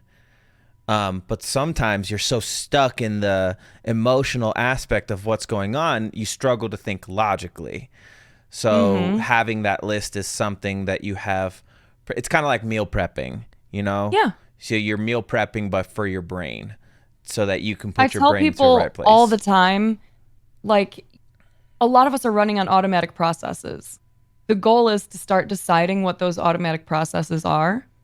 So your routine is mega crucial. If you have a really good routine that has you constantly looking at your thoughts, has you constantly, taking control of your body, and if you're like a fidgety person, if you're a tapper or whatever, having those meditative states where you just sit still and you tell your body like, no, I don't want to tap my foot right now. I am going to be still. I feel the urge to itch my nose. I feel the urge to tap my foot, but I'm refusing it.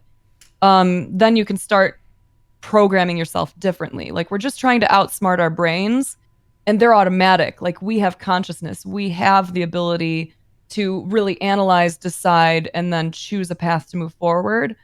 So then the next step is like, how do we combat everything we know our brains are going to try to throw at us? And like for me, all my research about the brain has helped me a lot. Starting to understand my impulses more and where they come from and how long I have to either wait them out or if it's something that I can like just do something to combat. Like it helps so much. Have you gotten involved with therapy? I did when I was younger, but I haven't gone back. No, but I have a hard time trying to figure out how to word this because I don't want to ever seem as though like I think I'm above it or anything. This but is just I your haven't really personal felt experience. a need. Yeah. Like I see the value for so many people. And if I ever felt the need, I would absolutely go. Like I wanted to go back to therapy years ago, but I was not allowed to, whatever. But for me, like I feel good.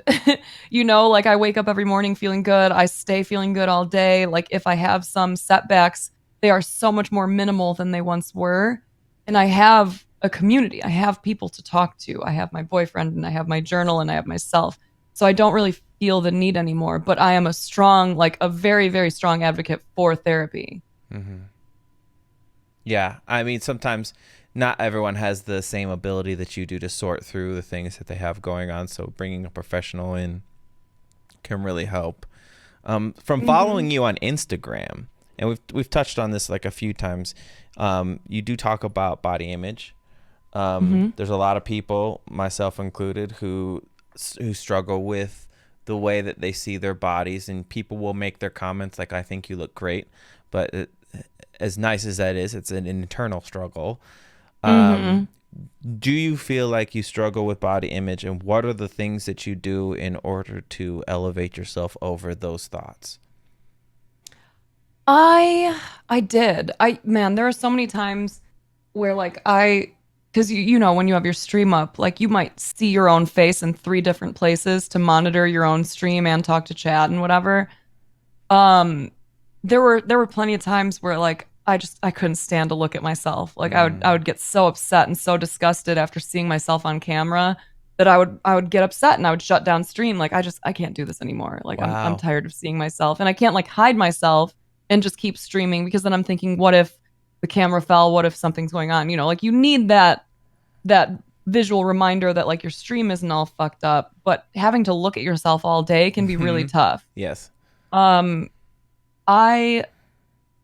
I don't want to come across as like I am enlightened, nothing matters to me anymore, because it's certainly not that, but I really don't give a shit anymore. I'm very grateful to have gotten to a point now where I can safely say like I love myself and I love my body, but I also know I could do better. So in the past, like if I was overweight, I would be mad at myself for being overweight and I would be disgusted with myself for being overweight. Now I'm like, what the fuck do I care? Like I want to be healthy, I want to have energy, but anyone who's going to look at me and like judge me because of the way I look, like that's not the type of person I'm going to be friends with anyway. And if I don't like the way I look, then I need to like talk to myself and get through this. It's an internal conversation here, but really, I got to a point where I stopped caring about most things as long as I feel good. And it's a lot easier for me to feel good now because I built such a like diligent routine around it. I hear a lot of women especially speak about how a lot of the imagery that's thrown at them all the time through media in general really affects the way they feel like their bodies should look. You know, you're obviously like kind of above that at this point, but did you struggle with that before? Like, how real is that issue? Oh my God, it's so real. When I first started on Twitch, I was like blown away. Like, how the fuck do these women look so put together? Their faces are perfect, their hair is perfect. Like, not even a chipped manicure on these bitches. How the fuck do they do it? Like, it was really upsetting, especially because like I did not even know how to do my makeup. Like, I barely know how to do it now, but I still like feel good about like the paint by number. A lot of usually when times I'm you done. don't even wear makeup. No, and that was like a huge deal. Me showing my face without makeup on, I was nervous as fuck about that because I always imagined that people would come in and talk shit, and they absolutely do. But I finally, like, again, like looked at it with logic. Like, what the fuck do I care? Like, do I like me? Because if I like me, then I'm good. Like, fuck you. You don't like my acne? Suck my dick. I don't care. It's there. It's not going to go anywhere. You know, tell like them to suck your dick. I'm working on my skincare routine. But like, I don't know.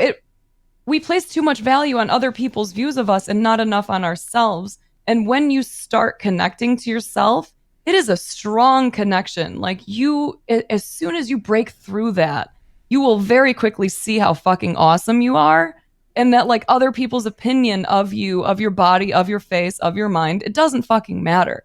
How do you feel? Are you living up to your own potential? Like, are you going based on the things that matter to you? You know? But yeah, it is really tough. Media tells women what our value is all the time, and it's our looks. If you don't look right, then it's because you're some gross, haggard beast. And if you do, there's a very fine line between being a pretty girl and being too pretty to where now, like, oh, she's probably a bitch, you know?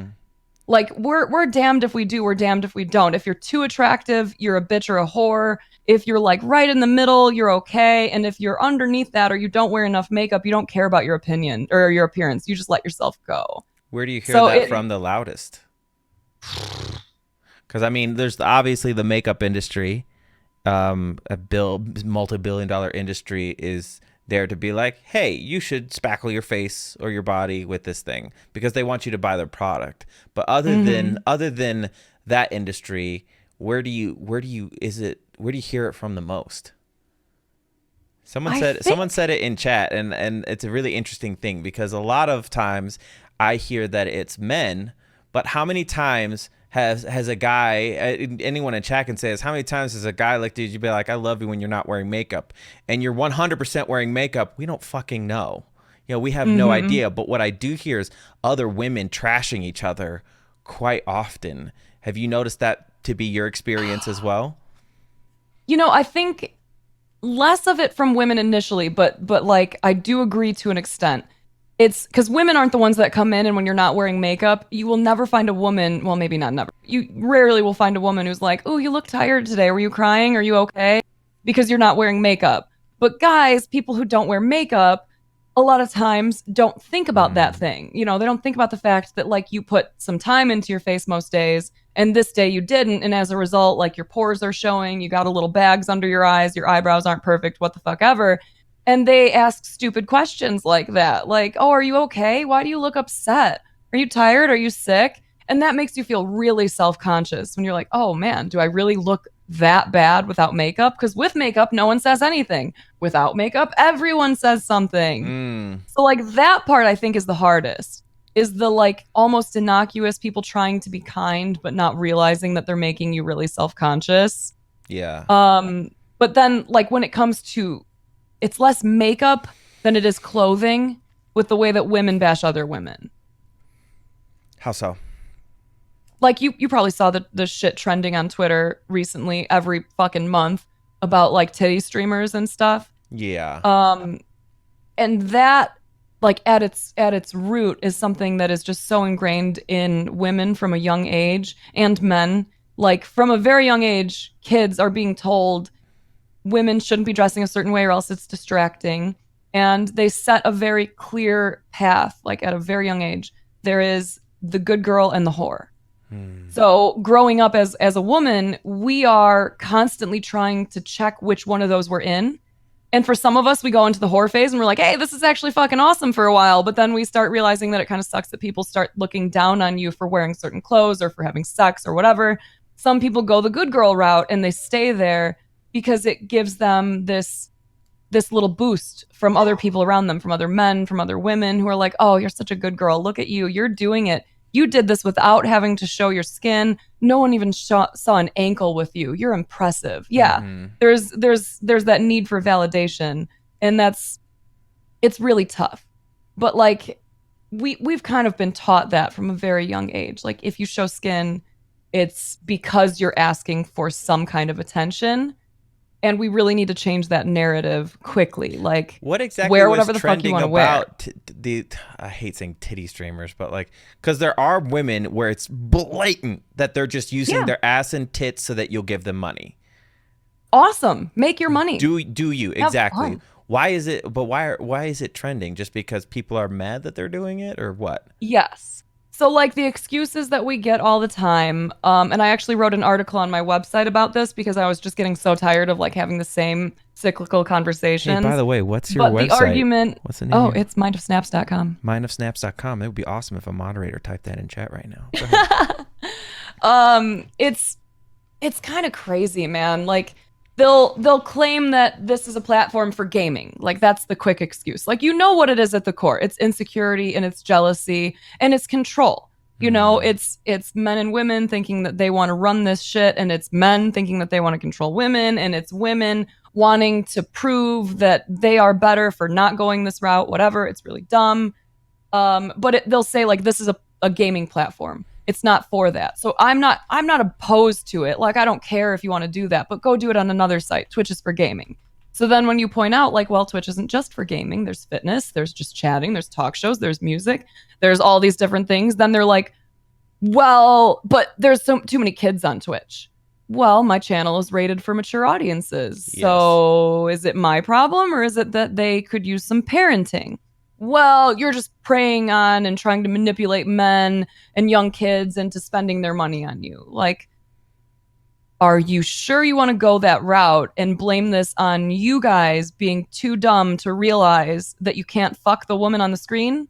Like, is that how you want to play this? Like, we're being manipulated out of our money?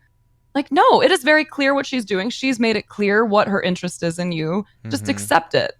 So it's really just people upset that they are not seeing the numbers that some of these women can see. People being upset that they're not getting the money some of these women are getting. And then it's also that, like, you know, deeply rooted misogynistic kind of viewpoint that can fuck with it. Right. I mean, yeah. I think, and that's something that I do, is like when I see my numbers aren't performing well, I try to figure out what I could be doing differently. I'm not trying to compare it to what someone else is doing, because it's not even the same world.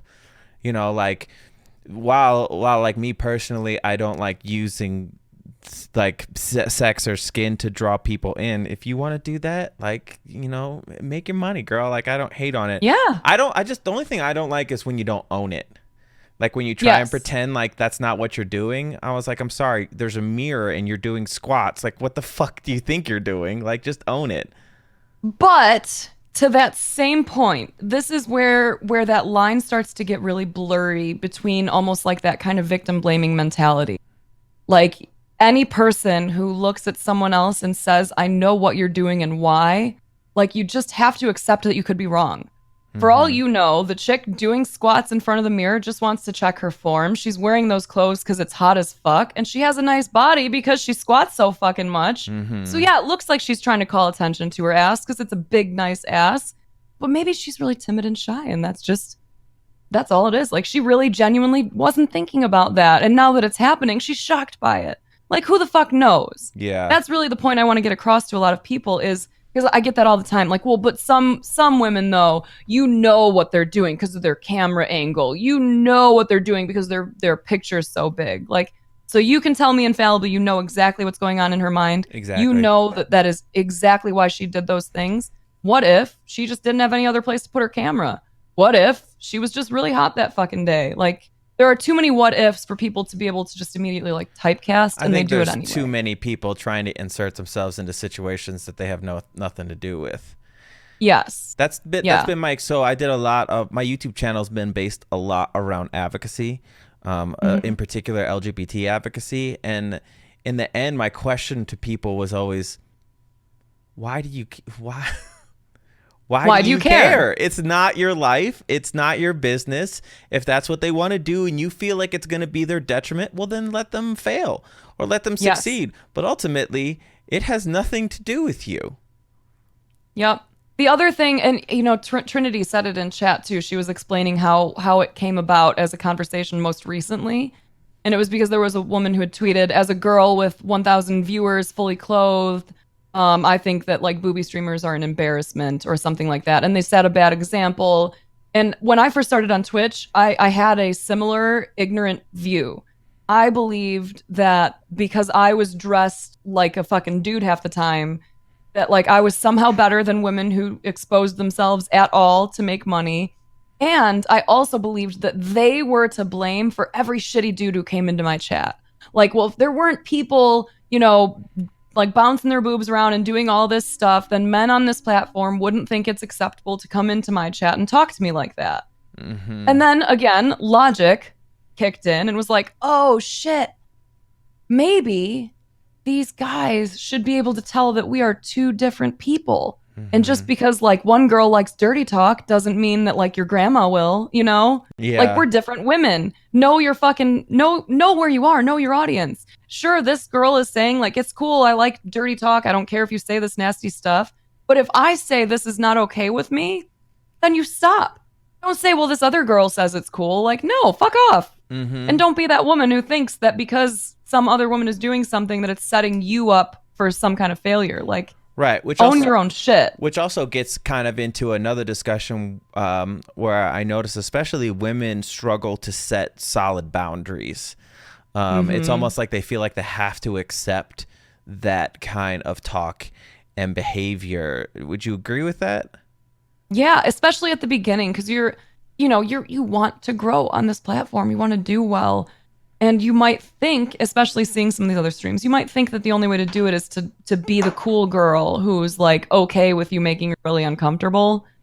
But I think that at least goes away pretty quickly. Like once you start to grow any kind of community, you're like, oh wait, I, I I really didn't need this extra viewer. I really don't need you in here saying this nasty shit. Like I'll be fine without you. Yeah. You can go away. But it can be tough and it can be really disappointing. Oh, I just had this conversation with a bunch of girls, with a bunch of other women streamers at some of these events we were at.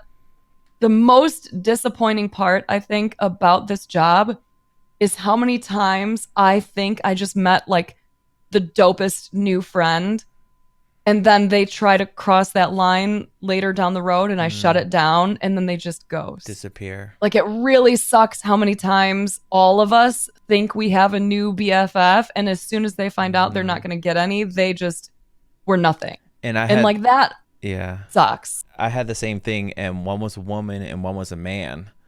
Mm. And they felt that because of the amount of money that they had donated, that they had certain access to me, including putting their hands on me.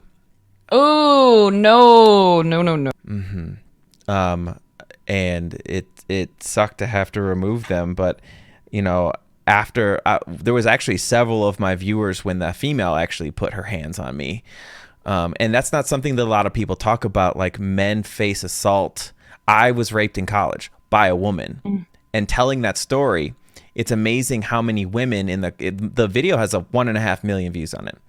It's amazing how many women in the comments were telling me that my story was fake.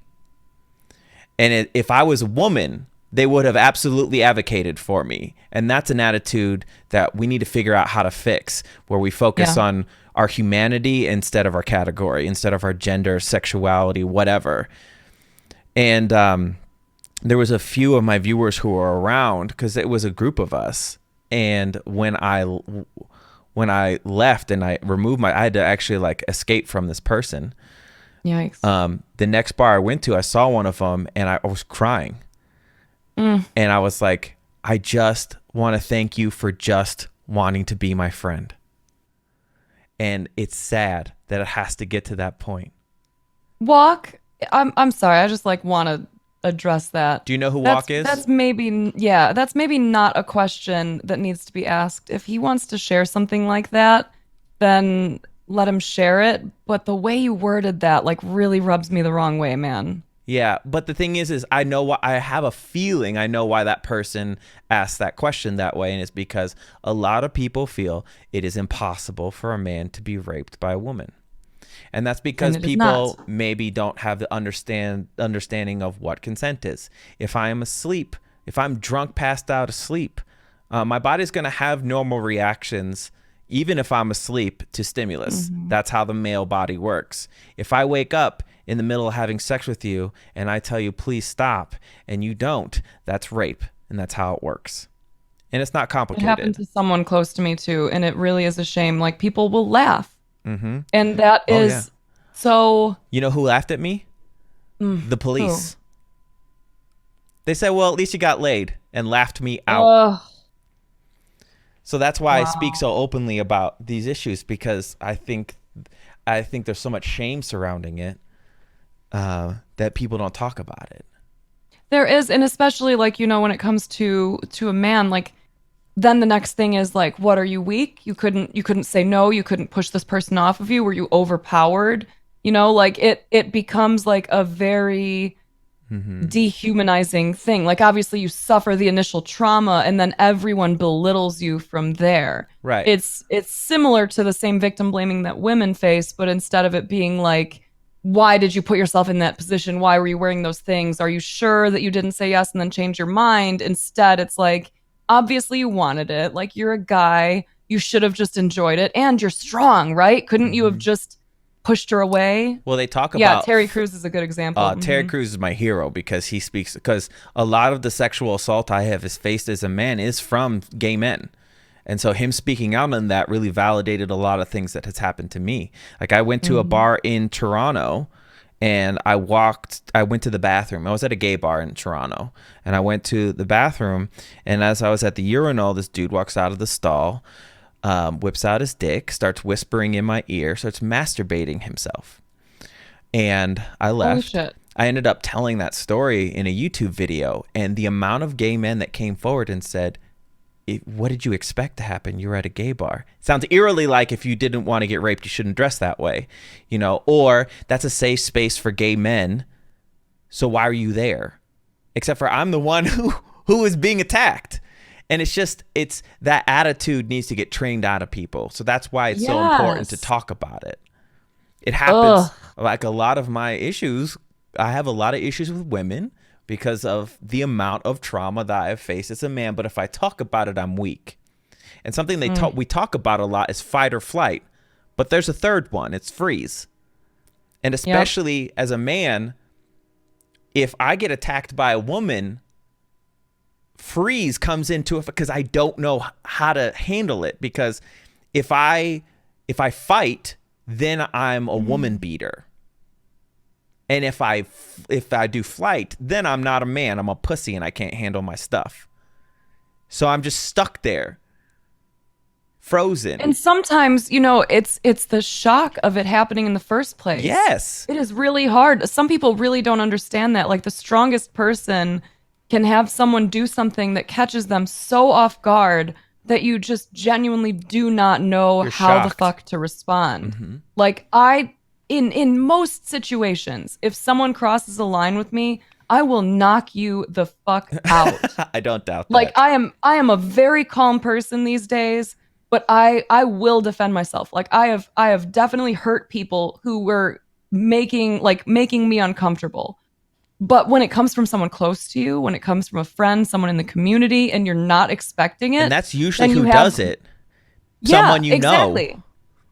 And then you have that thought of like, fuck, what do I do here? Am I reading in too much to this? Like, did I do something to bring this on myself? If I attack this person, is anyone going to believe why I did it? Or am I going to look like a crazy person? Like, you have a million different things going through your mind. And while you're trying to figure out what the fuck to do, you are being assaulted. Mm-hmm. Because they're not going to stop. Because No. you're not doing anything to stop them. So people thought I should have been louder because maybe he didn't know. It's like, really? You're basically telling me that gay people don't know how to conduct themselves with basic human decency, which is bullshit. And we know that that is not the case. It's bullshit. Yeah, that is one person who did not realize or did not know the fucking truth of the matter is, like, get consent. That's it. Don't masturbate yourself in my ear, please. Just keep your fucking private parts to yourself unless someone says, I want to see that. Right. Here's my general rule. And this is if their genitalia is still clothed, your genitalia is still clothed. Until clothes start, then you can take your stuff out. But also use your words. Like, I actually will say, like, are you comfortable with this? Yeah. And is this okay? It's amazing. People are like, oh, that's going to take you out of the moment. And I was like, you know what else takes you out of the moment? Raping someone. So why don't you just, like, take your time, go slow. I understand to an extent what happens in the male mind when the horny brain takes over. It really is debilitating. Like, you don't think like you normally would. With that being said, it does not excuse the behavior that you have afterwards. So, like, I understand it, but I don't excuse it. And those are the conversations that I have very openly with men. It's like, hey, I get it, but cut that shit out. Yeah, like we can understand where you're coming from, but also disagree with what you did. Yeah. So for you, what do you see for the future for what you're trying to do? Like, is your goal to just keep growing your community on Twitch? Do you have a goal beyond Twitch? Like, what do you see for your future? I will probably never leave Twitch completely because this, like, one-on-one conversation that you can have with, like, your chat is really special. Like, the interaction is really dope. But eventually, like, I won't be doing it full time. I'm working on getting my YouTube going, and I've got my podcast and another one that I'm going to be dropping.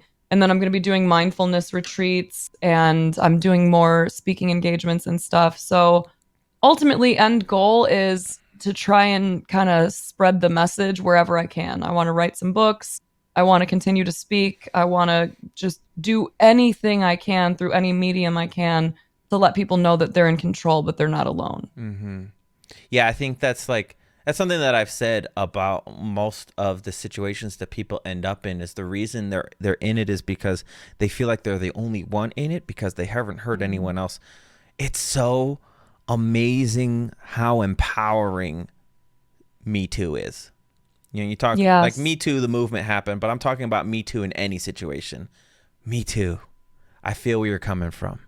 You know, when you have a crew, when you have someone who gets what you're going through, it's one of the most empowering things that you could ever have. Yeah. I love it. For real. I mean, my mom always used to tell me you are who you hang with.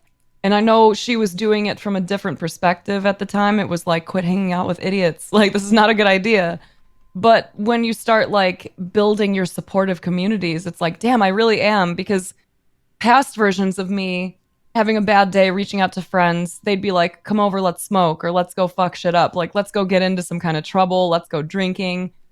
Friends today, if I were to say I'm having a bad day, they'd be like, have you meditated? Do you want to talk about it?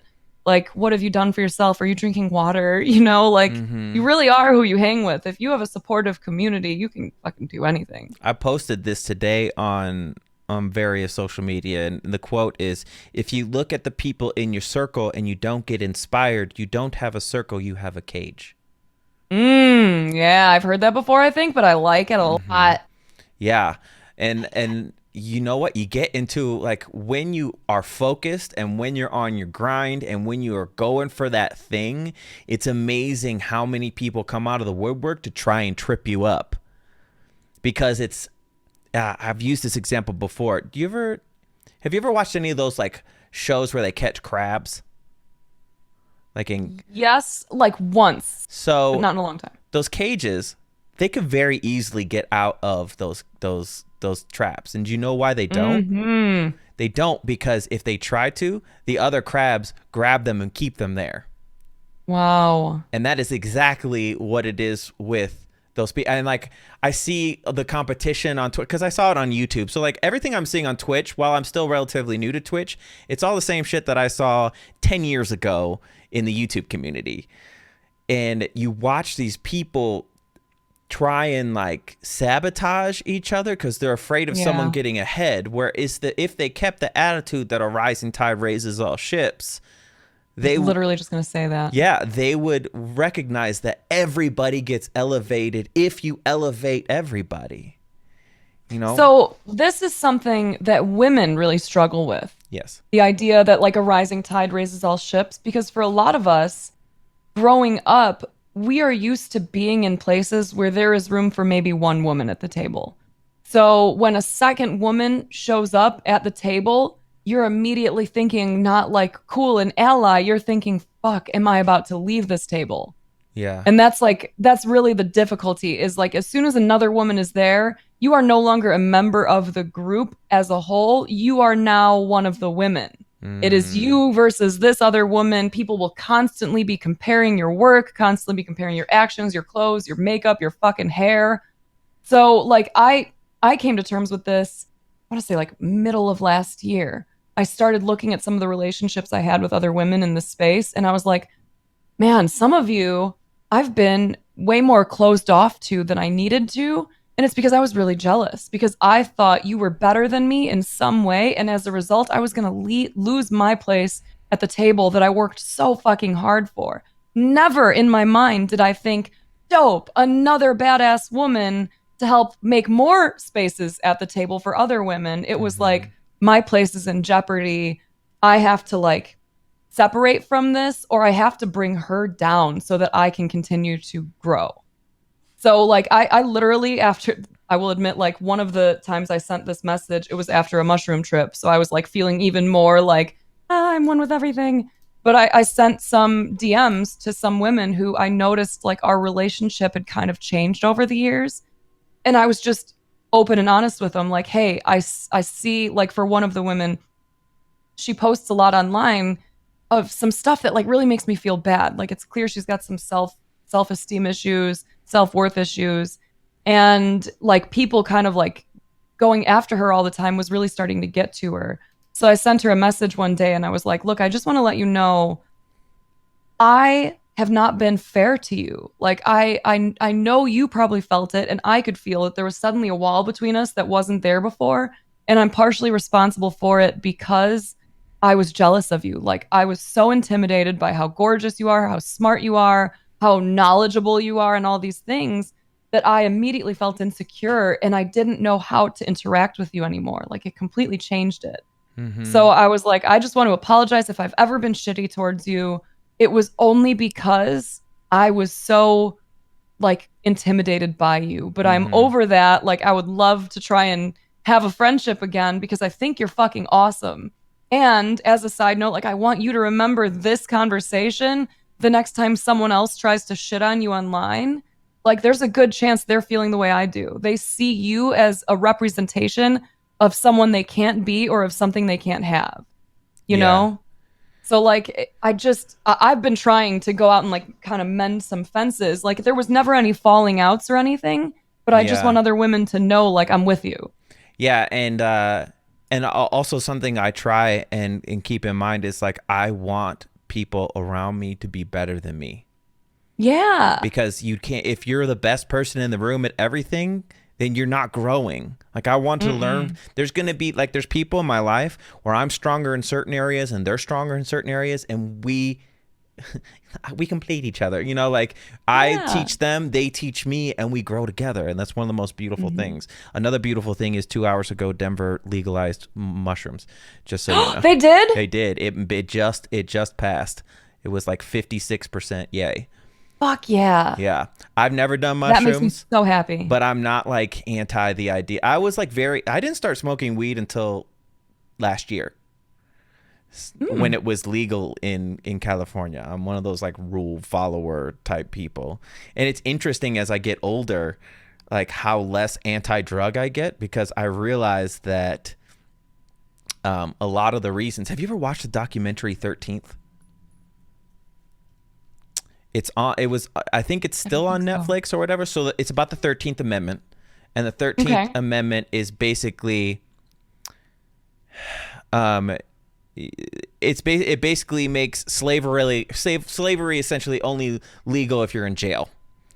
I forget the exact words about it or whatever, and it talks about, and you hear people who are part of these administrations that made the war on drugs, which, by the way, Dare and McGruff actually made the drug problem worse. There was no improvement, but they made crack particularly illegal to put more black people in jail, and they cracked down on weed to stop the revolution from the hippie movement during the 70s that were the anti-establishment people. That's why. I can't tell you one time I got high and did something awful besides to my own body with snacks, you know? For real. You know? Yeah, it's definitely all propaganda, and it's such a shame too, because for a lot of these natural things especially, like there is some value there. And like because of my history, just like, I don't know if we've ever talked about this, but I was adopted because my birth mom abandoned my brother, sister, and I when we were babies. She was addicted to coke and was like in a really bad state of mind at the time. So when I was a baby, we were like 3, 2, and 1. She left and just disappeared for 15 years. So like I grew up with the knowledge that my birth mom had abandoned us because of drug use. So it kept me away from certain drugs. Like I still felt comfortable with weed. I had never tripped until like a year ago. But like anything that was natural, I wasn't really opposed to. I just wasn't into it. And like cocaine was always like just a definite no-go. But man, Denver, I want to look into this and see like what this means in terms of the decriminalization. Like, does it just mean you can have them? Does it mean that you can have a certain amount? Is this a medicinal thing? Because if this is something that you can do therapeutically and you do all the necessary research to make sure it's not something that like you have a past history of or whatever, a family history that could go against it, I so recommend it. I really do. And an adult brain, obviously. Like, yeah. Fully developed brain. I'm interested. I'm interested to, and it's really interesting being outside because I was in Los Angeles and it's legal there, and I'm here and it's legal here. So like weed rather. Going to like I was in New York and they're like, yeah, I got a guy, and I was like, what? You could give a? Because here you just go to the store. Yeah. So the idea of having a guy, but I forget that most places in the United States you gotta have a guy to go to. So it'll be interesting. I have interest in mushrooms. I do. I think, okay, so I'm looking to see what this means. Okay, so still illegal to buy, sell, or possess. So, so what does that mean? So they're just trying to decriminalize it to where it's supposed to be treated as a lower priority. So what is like if you get busted with a ton of it, it sounds like this is probably going to be kind of similar to how like weed once was in like decriminalized areas. Like in Chicago, weed is decriminalized. It says that this is still potentially a felony depending on how much, but like if I'm smoking a joint around Chicago and a cop decides to give a shit, like it's a ticket. Yeah. You know? So if that's the case and you're not carrying around like a pound of fucking mushrooms and like trying to sell them at a school or something, like it sounds like it's something where they're just not going to care. Oh, well, that's not as exciting. But it's a step. No, it's not as exciting, but it is a start. Yeah. We'll see. I mean, we got a lot of things to work on in this country.